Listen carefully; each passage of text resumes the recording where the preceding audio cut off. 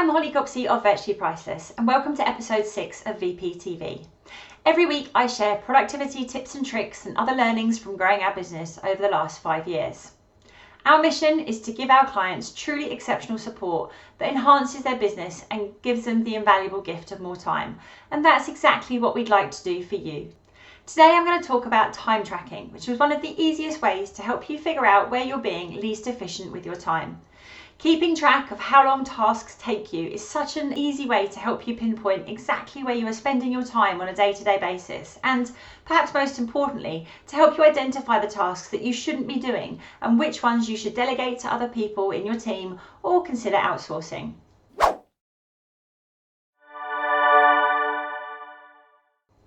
We use time tracking in our business on a daily basis, not only to ensure we accurately record the time we're working on supporting our clients, but also to log the time we spend on internal activities. This really helps us to see where the gaps are, where we might need additional resources, or occasionally where team members don't have enough of the right projects to work on in their non-client facing time. So there are a couple of different approaches you can take to help you do this. Firstly, you can use your diary to accurately record everything you actually do across the week. Now, this may mean going back and completing entries retrospectively, but it can be a really useful way to help you see clearly where the time in your day goes. Then, once you've done that, you can take it a step further and use colour coding to identify what type of task it is you've been working on, such as something operational within the business, a call or meeting with a client, or some marketing related activities, ideally something related to business development, such as working on a pitch presentation. Once you see this clearly laid out, you'll likely be amazed to see how little of your time is actually being spent on the things that really matter, such as the growth of your business. Most people, when completing this activity, find that much of their day is often frittered away on operational or admin tasks, which would make much more sense for somebody else in the business to do. I particularly like tracking my time in this way and having a visual breakdown of my activities. And for me, one of the key indicators I use is green as my growth colour. And when looking at that weekly view, I can very quickly see if I've spent enough time working on the things that are going to take my business forward. If you don't want to use your diary to complete this exercise, you can also just simply take a piece of paper, keep it beside you on your desk, and just jot down quickly every little task you do and roughly how long it has taken as you're going through your day. I know this may feel a little tedious, but I promise you, if you do this for a week, it will really help you to spot where your time is going.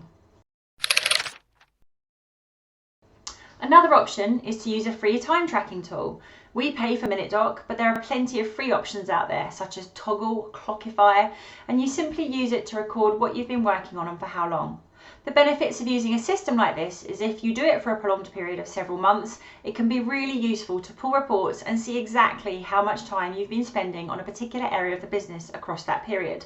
So, for example, you might want to look at how much time you spent on marketing across the last 3 months, and it might be on doing this that you realise it's time to bring in some marketing support in your business, or perhaps it's time to hire a marketing director to do the heavy lifting and take that off you. It could also be when looking at the time that you haven't spent on business development over the last 3 months, you realise you've not been focused enough on the activities that will really help to scale your business. Finally, another really simple exercise you can undertake if you have a team is to simply ask them if there are things they see you doing that you shouldn't be. Or are you someone that regularly says to them, "Oh, don't worry, I'll just do it myself. It's quicker and easier." That might be the case for now, for sure, but it won't be when you've done that 5-minute task 100 times and spent over 8 hours on it, when you could have spent 30 minutes training someone how to do it, or perhaps recording your screen as you walk through it, and then never having to do it yourself again. Once you've used one of these methods to figure out where you're spending your time, then you need to look at the cost implication of doing the wrong kind of work yourself. Check out episode 3 of VPTV, where I talked about calculating your hourly rate so you can see how much it's actually costing you to spend time on tasks that you shouldn't be doing, and what not having the right support is costing you as well. So I hope today's episode has been useful, and I'll see you again for episode 7 next week.